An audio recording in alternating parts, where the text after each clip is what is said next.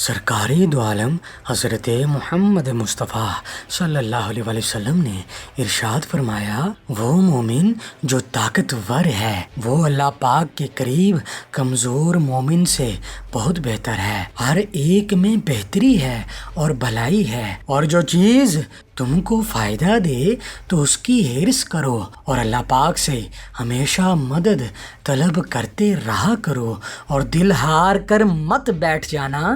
اور اگر تم کو کسی بھی قسم کا کوئی نقصان پہنچ بھی جاتا ہے تو ایسا کبھی مت کہنا کہ کاش کہ اگر میں نے ایسا کیا ہوتا تو ایسا نہ ہوتا، یا پھر ایسا کیا ہوتا تو ویسا نہ ہوتا۔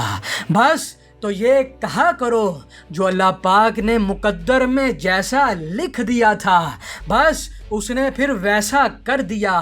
اور جان لو، یہ جو اگر مگر ہیں جو تم کہتے پھرتے ہو، ان کو کہنے سے گریز کیا کرو، اور یہ اگر مگر کے لفظ شیطان کے لیے راستہ کھول دیتے ہیں۔